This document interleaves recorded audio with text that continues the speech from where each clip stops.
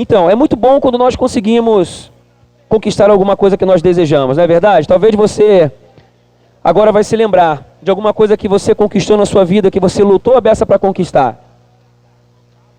Traz a memória aí.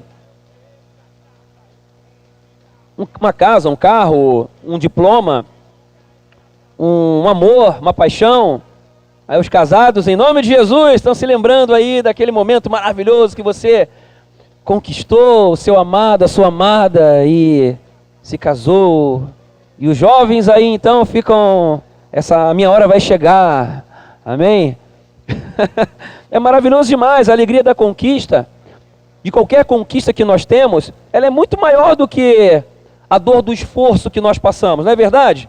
Nós ficamos ali um tempo procurando alcançar um objetivo, a gente se esforça, a gente se empenha, renuncia a algumas coisas, nós imprimimos um esforço, é para constituir uma família, é para sair de uma condição financeira, para ir a uma condição financeira melhor, também conseguir um diploma na escola, na faculdade, ou de um curso. Então, aqueles que fazem faculdade passam aí pelo TCC, não sei se ainda tem o TCC, o trabalho de conclusão de curso, e é uma pegada gigantesca, é trabalho à beça, é suor, é pesquisa, ou mesmo um cargo que você almejava na sua empresa, ou mesmo ter a sua empresa, então a gente vai passando por alguns momentos na vida, e a alegria que a gente tem quando a gente consegue alcançar, é maravilhosa demais, é algo que a gente curte, é uma sensação que a gente só conhece depois que conquista. A gente até então imagina como é. Eu fico imaginando agora o Dick e a Aline, acabaram de casar, casaram ontem, deve estar feliz da vida lá, mas eles imaginavam como seria uma vida como casal. Eu creio que agora eles estão maravilhados. E assim quando a gente também consegue alcançar um sonho, realizar um sonho que tivemos aí por tanto tempo, lutamos por isso, e a gente vê um sonho concretizado. Então a gente passa a ter sentimentos, a ter uma alegria que a gente só tinha uma noção. Quando a gente experimenta, é algo sobrenatural.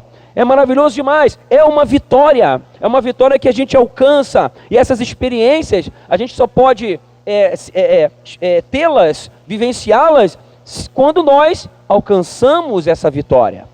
Então, depois dessa introdução, você também ainda vai lembrar de como que você alcançou aquela vitória.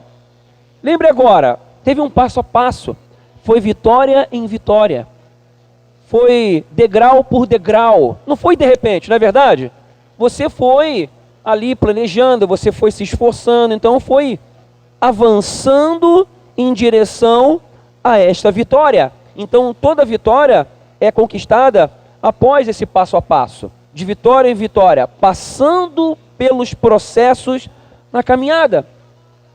E nessa caminhada você vai fazendo ajustes. Nessa caminhada você vai sempre focando no alvo final. Então esses detalhes são bem importantes. Sempre, mesmo quando nós nos deparamos com os obstáculos, nós, para nos estimularmos, para perseverarmos, nós continuamos olhando o resultado final, o alvo final. Então, chegar até a vitória que planejamos é um combustível para que possamos continuar e vencer cada etapa, vencer os processos dessa jornada de vitória.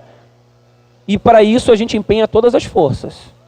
Para isso a gente, com esse foco, nós canalizamos a nossa vida, o nosso tempo, nossa energia, nossos recursos, nossas habilidades para conseguir aquilo que a gente espera. E aí quando a gente alcança é maravilhoso demais. Então nesse processo de caminhada até a vitória, a gente guerreia, alcança, e só tem a sensação da vitória quem permanece e não para. Eu já vi várias pessoas que estiveram caminhando num processo e por conta dos desgastes da vida, por conta das guerras, por conta das lutas, pararam num certo momento desistiram de caminhar naquela rota de Deus, e aí então faltou pouco para alcançar a vitória. Eu me lembro de uma história que fala sobre um homem que estava fazendo alpinismo num lugar bem, aqueles montes assim que ficam gelados à noite, e ele teve um acidente, e ele despencou pendurado, e aí ele ficou pendurado naquele monte, e de noite, neblina, tudo escuro, e aí ele lá machucado, porque na queda ali foi batendo na pedra, e ele de repente deu aquele tranco, e se quebrou naquele tranco, e ficou lá pendurado, e veio a noite, veio o gelo e tudo mais, e ele falando para Deus, Deus, me ajuda, manda salvação, me ajuda Deus e tal, e frio, e começou a congelar, Senhor, me ajuda, e aí de repente Deus falou para ele, corta a corda, e ele, tá louco, tá maluco? Deus, me ajuda, aí vinha a voz, corta a corda, ele não cortou a corda, e no dia seguinte, encontraram ele pendurado, falecido, morto, a 1,5 metro do chão.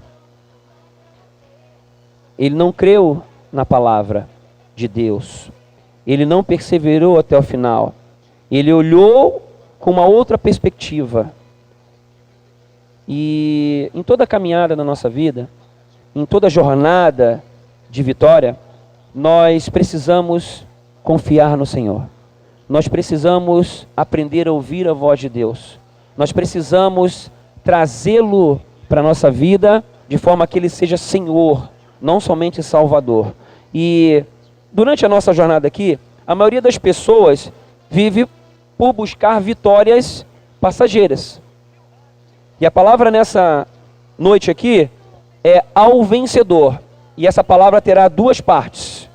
Hoje vai ser só uma parte dela. Não dá para ministrar numa noite só. Ao vencedor.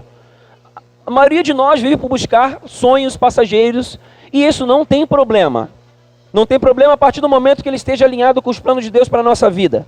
A questão é a seguinte: existe a verdadeira vitória que tem um efeito permanente. Todas as vitórias que nós temos aqui nesse mundo, elas têm um efeito passageiro.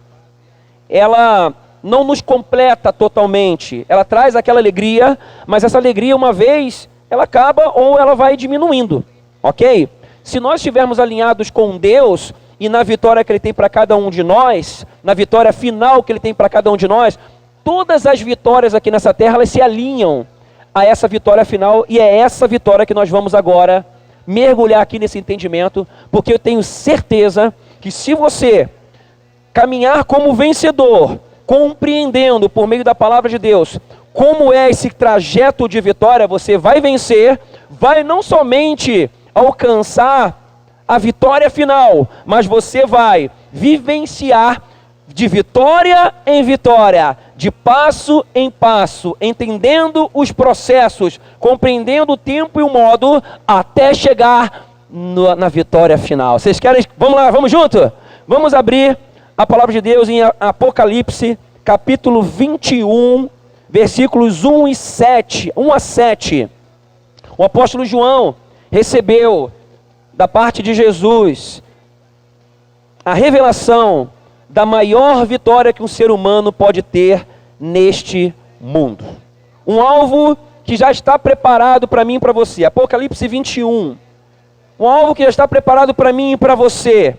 Um alvo que é destinado para todos os filhos de Deus. Quantos filhos de Deus tem aqui? Diga amém. Então vamos ler juntos. Assim o apóstolo João fala: então vi um novo céu e uma nova terra, pois o primeiro céu e a primeira terra tinham passado, e o mar não existia. Vi a cidade santa, a nova Jerusalém, que descia do céu, descia do céu, da parte de Deus, preparada como uma noiva adornada para o seu marido. Versículo 3. Ouvi uma forte voz que vinha do trono e dizia: agora o tabernáculo de Deus está com os homens, com os quais ele viverá. Eles serão os seus povos. O próprio Deus estará com eles e será o seu Deus. Ele, visualize, pinte esse quadro, veja esse filme na sua mente. Ele enxugará dos seus olhos toda lágrima. Não haverá mais morte, nem tristeza, nem choro, nem dor, pois a antiga ordem já passou. Aquele que estava sentado no trono disse: estou fazendo novas todas as coisas. E acrescentou: escreva isto, pois estas palavras são verdadeiras e dignas de confiança. Disse-me ainda: está feito. Eu sou o Alfa e o Ômega, o princípio e o fim. A quem tiver sede, diga sede. A quem tiver sede, darei de beber gratuitamente da fonte da água da vida. Versículo 7. O vencedor herdará tudo isto, e eu serei seu Deus, e ele será meu filho. Onde estão essas pessoas? Diga eu. Estamos aqui. Eu vou repetir o versículo 7, que eu fiquei todo arrepiado aqui enquanto eu lia. O vencedor, diga eu, herdará tudo isto, e eu serei o seu Deus, e ele será meu filho. Está aí o nosso alvo. Está aí a nossa vitória. Nós estamos indo para a nossa pátria, nossa morada celestial. Esse é o nosso destino. Quando uma pessoa vive para ter essa vitória, tudo muda de sentido. Quando uma pessoa vive com a sua mente na eternidade, quando uma pessoa vive para viver, experimentar, praticar esta vitória, caminhar nessa vitória, tudo na vida muda, tudo se torna novo. Todos os sonhos são influenciados, a nossa família é influenciada, a nossa missão se alinha nessa terra aqui, e a nossa missão, ela não fica aqui, ela atravessa toda a eternidade. Nós, como filhos de Deus, como homens e mulheres de Deus, nós não terminamos a nossa etapa aqui nessa terra, a nossa vida continua e ela vai continuar falando.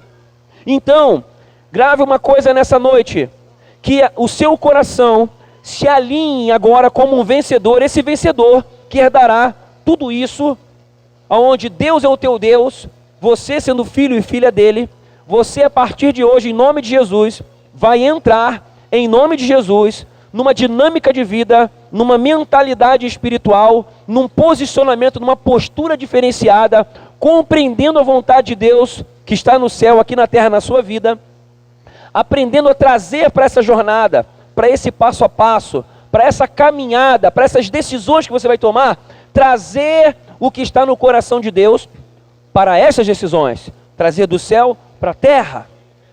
Isso é um aprendizado que nós vamos avançando à medida que buscamos, porque quem tiver sede, ele dá de beber gratuitamente da fonte da água da vida. E ele é a água da vida, Jesus é a água viva, e ele quer se fazer presente em nossos corações. Ele quer ser realmente o nosso Senhor e conduzir a nossa vida em vitória. Só vai alcançar novo céu e nova terra quem vai até o fim.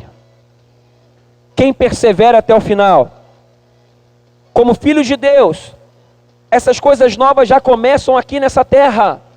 Nós estamos numa etapa da salvação, numa etapa da nossa jornada na eternidade. Quando entendemos isso, tudo muda ao nosso redor, os céus se abrem sobre a nossa vida, e a porta que Deus abre ninguém pode fechar. Nós vamos ver isso semana que vem.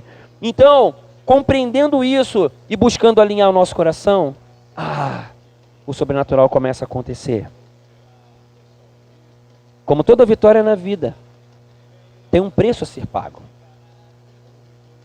Como toda vitória que nós almejamos, existem procedimentos a serem adotados, ajustes a serem feitos. E é nesse rumo que nós vamos. Todo vencedor tem um treinador, tem um mentor, né? Assim é na nossa vida aqui na terra. E o nosso mentor, o nosso mestre, Jesus, deixou cartas às 7 igrejas, chamadas 7 igrejas do Apocalipse, dando orientações, ensinos poderosos que nós vamos extrair para a nossa vida. Nós vamos hoje abordar sobre 2 dessas igrejas, 2 desses ensinamentos. Vai abrir a sua Bíblia em Apocalipse capítulo 2, enquanto eu falo. Volta um pouquinho, vai até o capítulo 2. E esses ensinos nos lapidam, nos norteiam para nós alcançarmos então as vitórias, ou melhor, a vitória que Ele tem para cada um de nós. Verdadeiros vencedores ouvem o seu mestre. Verdadeiros vencedores obedecem seu ensino e passam pelos ajustes necessários. Passam por aquilo que tem que passar. Por quê? Para alcançar a vitória. Eu fui atleta e é bem assim que funciona. Meu treinador falava, correr 9 quilômetros, ficava desesperado, na areia da praia, na Barra da Tijuca, na areia. Falei, então o cara tá maluco, mas vou fazer. Tá mandando, eu vou fazer, né? No início meio a contragosto, mas ia fazer e fazer bem até o final. Aí depois eu vi o resultado que aquilo dava, né? Então em tudo na vida existe ensinamento, em coisa que a gente faz sem ter vontade de fazer, mas a gente sabe que se nós fizermos, nós vamos alcançar a vitória. Outras coisas que nesse relacionamento também, de mestre com discípulo, tem coisas que a gente não enxerga, tem coisas que nós achamos que está de um jeito e não está, e aí a pessoa que está nos ensinando, ela enxerga algumas coisas que nós não estamos enxergando. Nós muitas vezes queremos acertar, porém estamos errando às vezes sem saber. Então esse processo de crescimento, ele prospera quando nós nos abrimos a ouvir do nosso mestre as correções necessárias, os ajustes necessários, né? Nós estamos dispostos a pagar o preço que deve ser pago. Eu comecei a ser atleta com 12 anos de idade, estou fazendo essa ilustração aqui, né? E eu não vivi uma adolescência normal, foi uma adolescência diferente. Eu vivia para treinar e estudar, eu não saía com os meus colegas, eu tinha um objetivo, eu tinha um alvo, e eu escolhi viver aquela vida, renunciar uma vida normal para eu atingir a vitória. Eu queria ser atleta profissional de futebol, e alcancei, cheguei lá. Eu queria um dia jogar no Maracanã, fazer gol no Maracanã, aconteceu, foi uma sensação maravilhosa, aquele negócio, sensação de vitória poxa, tremenda, e você alcança, você vivencia, não imaginava que ia ser tão bom como era, imaginava que ia ser bom, né? Mas começou quando eu tinha 12 anos de idade, e assim foi. Então, houve uma trajetória, foram muitas renúncias, e tudo na vida é assim. Talvez você esteja se lembrando agora daquilo que você conquistou, né? E as renúncias que você teve que passar para chegar lá. Mas, talvez também, teve coisas que você não queria fazer, né? Você, poxa, bastante pesado, é bastante difícil, é verdade, difícil, né? Mas a alegria da vitória é maravilhosa demais, né? Um outro exemplo são as mães que já tiveram filhos, né? As mães, né? Mães que pariram, né? Tem mãe que é adotiva. Então, as mulheres que já tiveram os seus filhos, ou os pais mesmos, né? Eu vou falar das mães porque elas passam pela dor do parto. Então, aquela dor do parto, acho que se as mães aqui pudessem escolher, não teriam, amém? Pudessem escolher, não teriam, correto? Mas as que optam por fazer o parto normal, então elas sentem a dor. Porém, para qualquer mãe, até para qualquer pai, a alegria de ter aquele bebê no colo é maravilhosa demais. É algo imensurável. Mas se passa por renúncias. Os pais escolhem ter os filhos, sabem que a vida financeira vai mudar, a vida vai mudar em si, a rotina da vida, certo? Porém, escolhem fazer isso para ter. Para quê? Para ter aquela alegria no final. Então, vamos ver em Apocalipse capítulo 2, a partir do versículo 2, o que Jesus fala para João nos dizer sobre a igreja em Éfeso.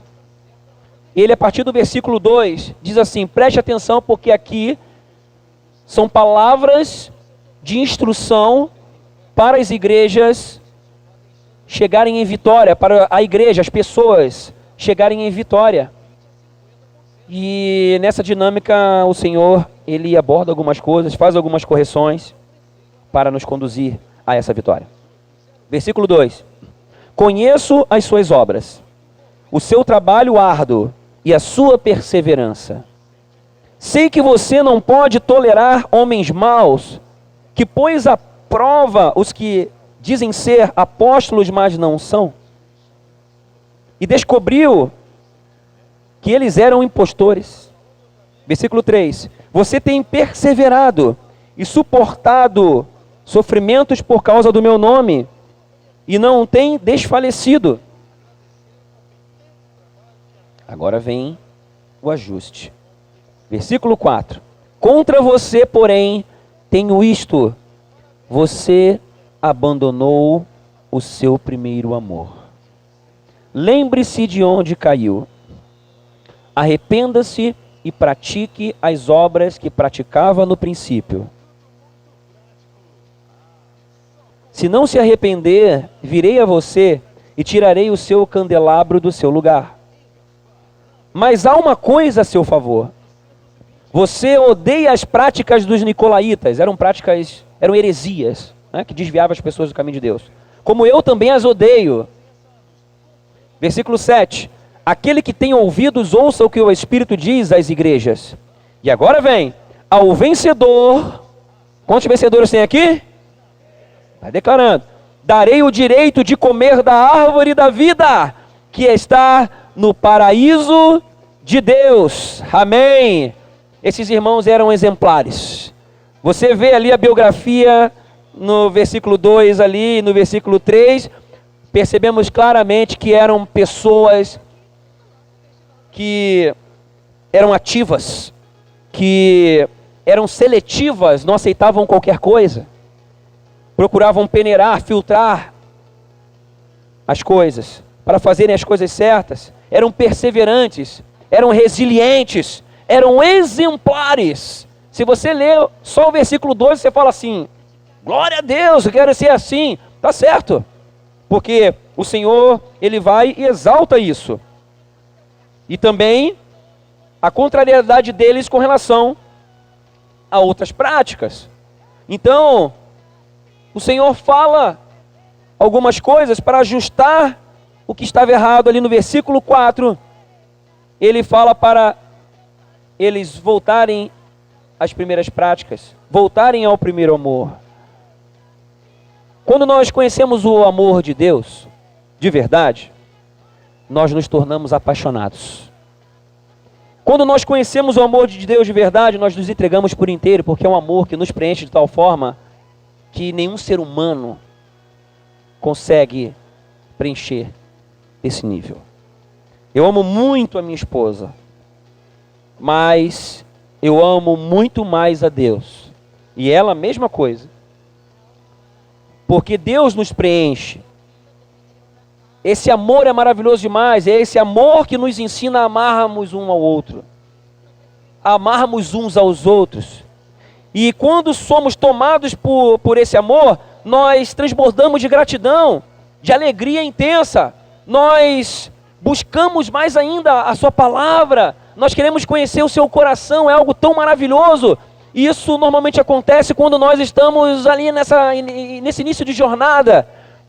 Só que para grande parte das pessoas, isso vai esfriando com a caminhada. Com o tempo, as pessoas vão se acostumando com a rotina, vão se esfriando, vão perdendo a intensidade desse amor tão precioso. A coisa vai ficando assim meio água morna, mas isso parte de nós, não de Deus, porque Deus quer em todo tempo acender essa fogueira. Deus quer todo tempo mostrar esse amor. Ele já fez tudo.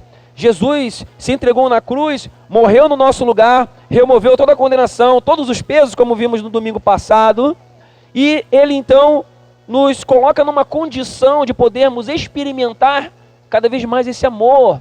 Ele já fez toda a parte dele, só depende de nós agora irmos em direção a Ele, em direção à sua palavra, em direção ao seu coração.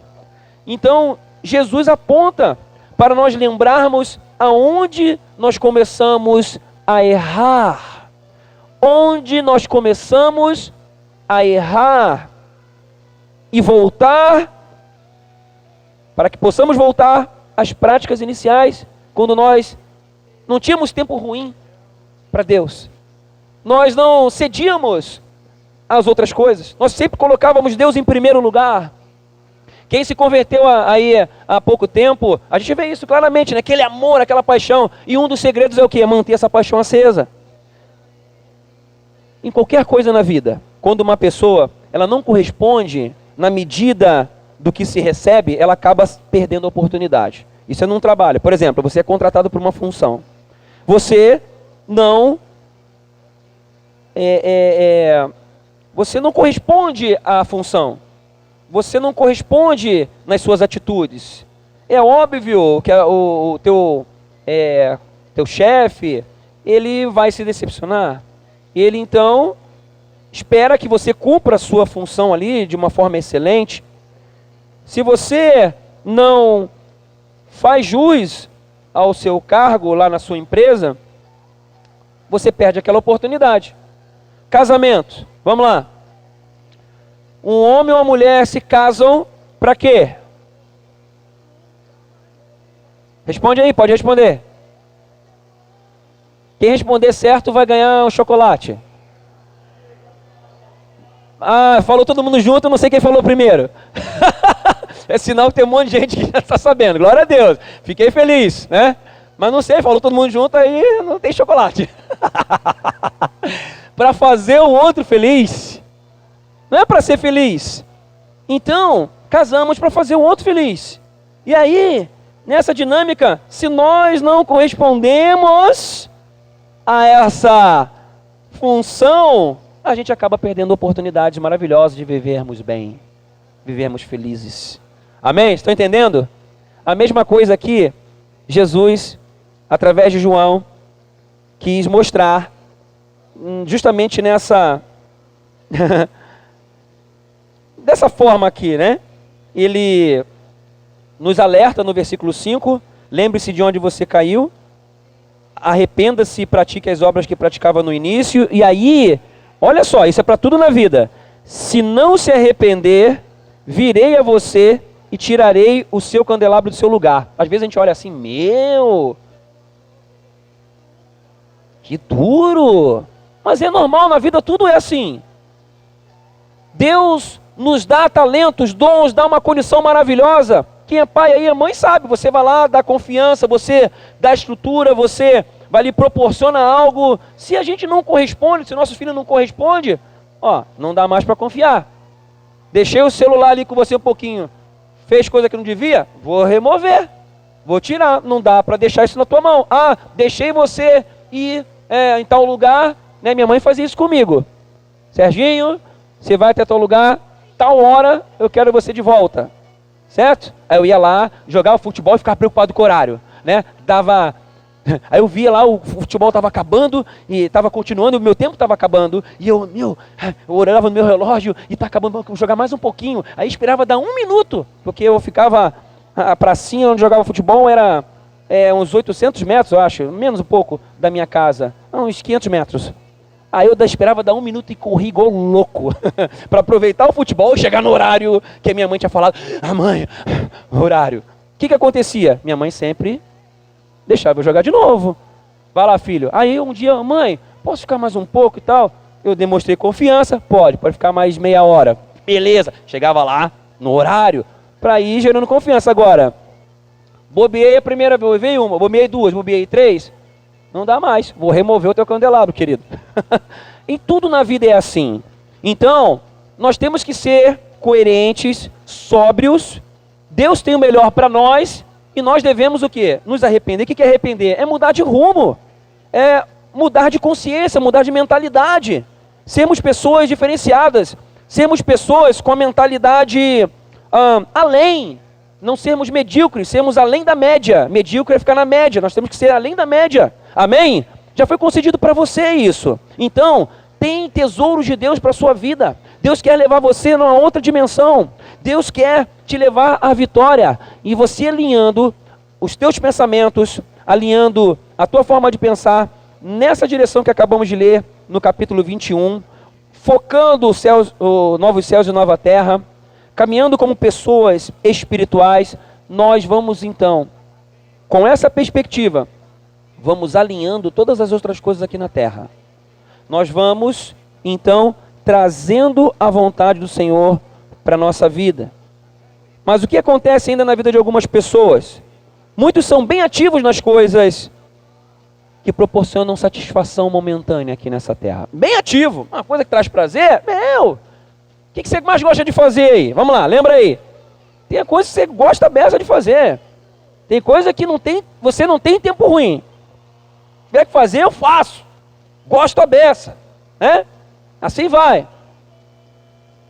Mas e para as coisas de Deus? Como é que funciona? Outras pessoas têm vontade enfraquecida para as coisas eternas, né? Aí começa, para. Isso vai mudar em nome de Jesus. Teu padrão é outro. Teu padrão é outro. Vontade enfraquecida. Por favor, repita-se comigo. Em nome de Jesus. Vontade enfraquecida. Vai embora agora. Amém? Seja resiliente, mas perseverante. Foque na eternidade, nas coisas eternas. Caminhe, avance. Tem outras pessoas que já são de outro estilo. Andam no ativismo, né? Até mesmo para as coisas de Deus. Só que o coração está mais movido pelo resultado das obras que realiza do que pela paixão por Cristo. Isso acontece um monte. Enquanto as coisas estão funcionando do jeito que quer, do jeito que pensa e tudo mais, as coisas estão trazendo um resultado para si, enquanto aquilo traz um benefício, seja na questão da sua imagem, da evidência, do resultado financeiro, alguma coisa assim, está tudo certo, né? Não andam movidos por princípio, andam movidos pelo benefício, andam movidos pela resposta, pelo fruto que elas vão ter para elas mesmas. Muitas pessoas têm esse ativismo que por fora parece uma coisa, mas Deus conhece o coração, né? Quais são as suas motivações? Vou dizer uma coisa para você. As suas motivações são o que mais importam para Deus. Jeremias capítulo 17. Jeremias 17, versículo 10. Diz assim. Jeremias 17, 10. É o nosso coração e a nossa mente. Ele está vendo até aquilo que você não vê aí dentro de você.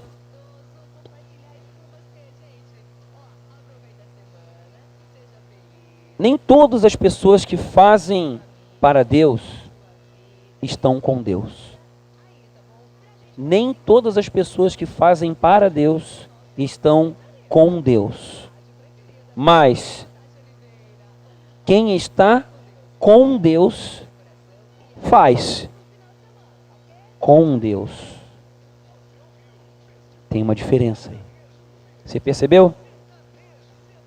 Porque muitas pessoas fazem para Deus e existem outras motivações que às vezes até mesmo as pessoas não conseguem reconhecer de início. Apenas quando algumas situações acontecem, situações específicas. E só Deus sabe, porque só Deus conhece os corações. Então, o que nós precisamos alinhar aqui nesta noite? Ajustar as nossas motivações. As suas motivações são para você conseguir uma vitória desse mundo aqui, que vai ser passageira, ou o seu foco, a sua vitória está na eternidade, está em estar com Deus por toda a eternidade, chegar no novo céu e na nova terra, estar com o Senhor, e aí então ir caminhando de vitória em vitória aqui nessa terra. Aí tudo muda. Se o teu foco, a tua motivação estiver no Senhor, em estar com Ele, os ajustes aqui nessa caminhada, nas suas motivações, eles serão aperfeiçoados.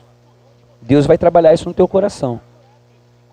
E aí você vai começar a perceber que na sua jornada de vida, você vai tendo vitórias que vão somando a essa vitória final. Aí você vai chegar lá no final e você vai ver quantos frutos que essas vitórias geraram na sua vida. na vida das pessoas ao teu redor, na vida da sua família, dos seus filhos, seus parentes, seus amigos. Porque é uma coisa, gente. A gente fala aqui, a gente acabou de ler Apocalipse 21, e a verdade é a seguinte: esse entendimento aqui do que isso significa, ele é muito pequeno para nós. Não é verdade? Vamos lá. Vislumbrar novo céu e nova terra.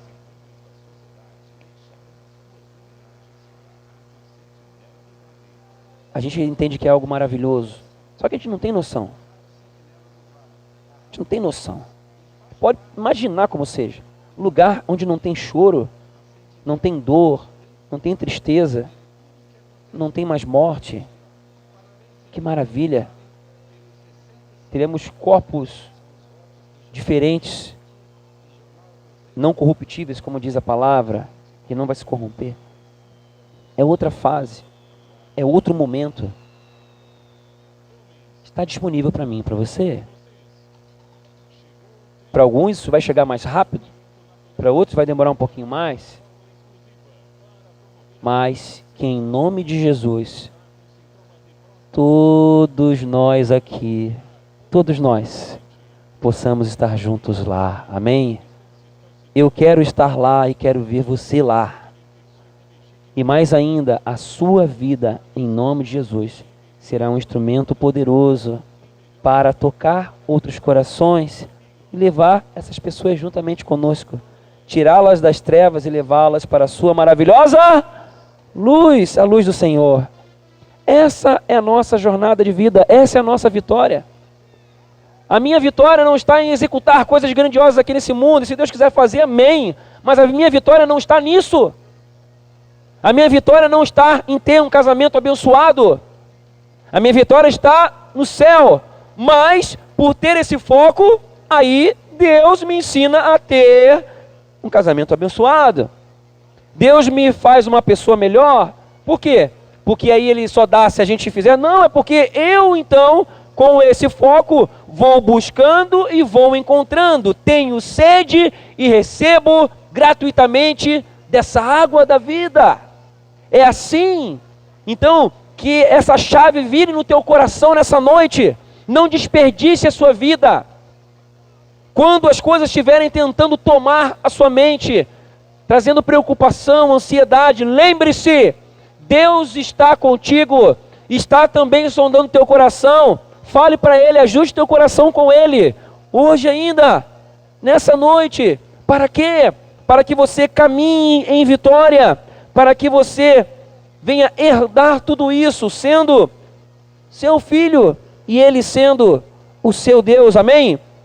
Então aprendemos aqui com a igreja em Éfeso, versículo 7, ao vencedor darei o direito de comer da árvore da vida que está no paraíso de Deus. Busque o primeiro amor.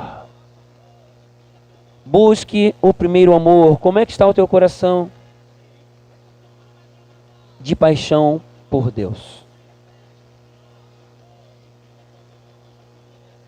Você coloca Ele realmente em primeiro lugar? A gente acabou de ver um povo em Éfeso topzera, resiliente, perseverante, separado para Deus. Se víssemos só o versículo 2, tudo certo. Mas aí Deus fala: tenho contra vocês que vocês deixaram o primeiro amor. Lembre-se de onde caiu e mude o rumo. É essa a palavra de Deus para mim e para você nessa noite. Por que Ele está falando isso? Porque Ele quer que você alcance a vitória. Ele quer que você rompa. Ele quer que você vença, porque Ele é Pai maravilhoso. E o Pai que ama, corrige o seu filho. O que é corrigir? É corrigir a rota. É ajustar. Filho, filha, ajuste a rota. O primeiro amor é com esse coração que você vai me conhecer mais, que você vai compreender aquilo que eu tenho para você. vai descobrir o passo em que direção dar, vai descobrir como tomar as decisões em cada momento, em cada etapa em que eu te conduzir. Essa decisão vai mergulhar a sua vida em uma atmosfera espiritual que vai iluminar o seu coração, vai iluminar o seu futuro e o melhor, por toda a eternidade. Essa é a vontade de Deus nessa noite. E por fim, vamos ver a igreja em Esmirna, que está logo depois, no versículo 8 em diante, que diz assim: estas são as palavras daquele que é o 9, ali, não, no 8, desculpa. Estas são as palavras daquele que é o primeiro e o último, que morreu e tornou a viver. Ouça a palavra do Senhor nessa noite. Conheço as suas aflições e a sua pobreza, mas você é rico. Que em nome de Jesus, Deus te dê agora uma ótica espiritual para enxergar da lente de Deus, não da lente humana. Conheço a blasfêmia dos que se dizem judeus, mas não são, os religiosos da época, sendo antes sinagoga de Satanás. Versículo 10. Não tenha medo. Não tenha medo do que você está prestes a sofrer. Saibam que o diabo lançará alguns de vocês na prisão para prová-los, e sofrerão perseguição durante 10 dias. Lembre-se disso.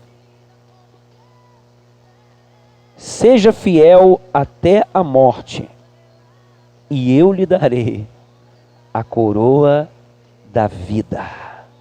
Aquele que tem ouvidos, ouça o que o Espírito diz às igrejas. O vencedor, diga eu, de modo algum sofrerá a segunda morte. Quem recebe essa palavra? Segunda morte é a morte espiritual. E aqui nós vemos um elogio de Jesus, a postura nobre e fiel daquele povo de Esmirna, mesmo eles passando escassez material. Mas aí você vê Jesus falando: vocês estão passando por pobreza, eu conheço as suas aflições e a sua pobreza, mas vocês são ricos. Por quê? Porque a verdadeira riqueza não está nos bens materiais, mas está na fidelidade. E essa fidelidade gera frutos poderosos em todas as áreas da vida. A nossa fidelidade, ela é olhada por Deus de uma maneira muito especial. Os olhos de Deus procuram os fiéis da terra. E os que são fiéis são de Deus, se aproximam de Deus. Por que Deus fala que são ricos? Porque prosperidade não está no volume de dinheiro. Prosperidade não está na quantidade de bens. Prosperidade está numa alma que é feliz, que anda em paz. Eu conheço várias pessoas que têm poucos recursos e são muito felizes. Eu conheço gente que tem muito dinheiro, pode ir para onde quiser ir. Se quiser hoje dar um passeiozinho ali na França, dar uma olhadinha ali na Torre Eiffel, eles podem ir. Uma vez eu escutei de uma pessoa, que a pessoa falou, uma pessoa próxima que a pessoa falou, a pessoa que tem muita grana: eu só viajo para o exterior, isso há 10 anos atrás, só viajo para o exterior se a passagem for menos, se for até 10 mil, mais do que 10 mil, daí eu já não vou para passear. Isso há 10 anos atrás. Eu fiquei, meu Deus. É o nível de vida da pessoa. Glória a Deus por isso, né? Mas, e a vida? E o resto? E o coração? E o casamento? E a missão de vida? E a eternidade? Porque tudo vai acabar aqui. Então, a prosperidade, ela está relacionada a um equilíbrio de vida, a uma vida equilibrada nas finanças, no relacionamento, principalmente com Deus e com as pessoas ao seu redor. Porque isso conduz a nossa vida, a começar pela nossa família. Então, a verdadeira riqueza está na fidelidade nossa, na nossa vida espiritual. A fidelidade relacionada aos nossos irmãos da fé, a nossa família da fé. A fidelidade nas nossas práticas espirituais. A nossa fidelidade em relação àquilo que se espera de nós. Deus deu talento para você, deu habilidade, deu dons espirituais que são para serem colocados em prática. Então, rompa com todo medo em nome de Jesus. Vamos virar a chave. Talvez você está investindo a sua energia em outras coisas, talvez até vão te trazer um benefício, mas não está cumprindo a tua missão. Então acorda, essa palavra de Deus aqui para algumas pessoas que não sei quem é. Em nome de Jesus, vira a chave, muda a mentalidade, se arrependa, faça diferente, tome uma decisão de caminhar no equilíbrio que Deus tem para a sua vida, naquilo que o Senhor tem para você. Busque a resposta dele, porque tem muita coisa na vida que parece bênção, mas não é. Ah, vou ganhar um emprego ganhando o dobro. Mas será que é? Se for de Deus, amém, mas às vezes não é. Aí vai levar você para um outro caminho. Aí você vai ceder para outras coisas. É um exemplo, por exemplo, um relacionamento. Ah, aquela pessoa e tal. Aí você vai estar sendo suprido nas suas emoções e tal. E ali, uma paixão, um relacionamento enganoso. Aí daqui a pouco se frustra e traz um monte de problema. Então fique atento para que você ande em fidelidade a Deus. Que você ande também em fidelidade na sua vida familiar. Maridão, seja fiel à sua esposa. Larga de mão algumas práticas. Seja fiel ao seu marido, em nome de Jesus. Filhões, sejam fiéis aos seus pais, em nome de Jesus. Honre os seus pais. Honre pai e mãe. É o primeiro mandamento com promessa. Seja fiel na sua vida profissional, em nome de Jesus. Sabe qual é o padrão bíblico? Todo cristão ser exemplo no trabalho. Todo cristão dá bom testemunho no trabalho. Uma coisa que para mim me deixa muito chateado é escutar que a pessoa dá mau testemunho lá no trabalho. Fica devendo os outros, sei lá. E coisa mais assim. Seja fiel naquilo que você contrata. Seja fiel naquilo que você se propõe a fazer. Homem e mulher de Deus, se está no emprego, honra como se fosse a Deus. Mesmo que o patrão não seja um bom patrão. Se chegar num ponto, se você não aguenta mais, então não fica ali por causa do dinheiro. Seja fiel enquanto estiver ali. E aí, se não dá mais para aguentar, então peça conta. Ah, mas eu vou ficar sem dinheiro. Ué, seja fiel. Deus é fiel. Quem é fiel no pouco, no muito será colocado. Então, nas pequenas coisas nós somos testados. Então, fidelidade atrai a bênção de Deus. Jesus orienta a não ter medo ao povo de Esmirna. Versículo 10, não tenha medo do que você está prestes a sofrer. Não tenha medo. Por que eu pedi para você gravar ali? E vocês sofrerão perseguição durante 10 dias. Sabe por quê? Grava uma coisa. Na vida de homens e mulheres de Deus, a tribulação tem prazo de validade. Vai acabar, diga amém. Tribulação, perseguição tem prazo de validade, tem fim, vai acabar, em nome de Jesus. Então, aguenta firme, seja fiel, continue sendo fiel, continue sendo íntegro, não ceda, não deixe a sua alma tomar conta, se mantenha com atitudes espirituais, segundo o que a palavra de Deus te ensina. Sabe por quê? Porque a recompensa é bem maior. Aleluia! Não negocie a sua salvação. Não deixe que as suas necessidades te façam escravos. Te façam escravo. Não ande por conta da sua necessidade financeira. Ande por princípio, ande por fé. Não ceda por causa do dinheiro que você vai receber. Não ceda aos anseios da sua alma, em nome de Jesus. Porque os anseios da alma geralmente conduzem a gente para a escravidão desse mundo. A gente fica escravo a um sentimento, a um relacionamento com alguém, a um benefício que a gente tem com alguém. A gente está dentro de uma condição. Não negocie, não. Não ceda para o que é passageiro, porque isso tudo aqui vai passar. Não perca a salvação. Não perca o rumo do novo céu e da nova terra. Não deixe de viver como filho e filha de Deus. Que em nome de Jesus, daqui a 5 minutos, Deus possa olhar para o teu coração e ver alguém. E ver ali dentro, ao sondar o teu coração e a tua mente, Ele veja alguém que está disposto. Senhor, eu quero voltar ao primeiro amor. Senhor, eu quero voltar às primeiras obras. Senhor, eu quero crescer numa postura nobre.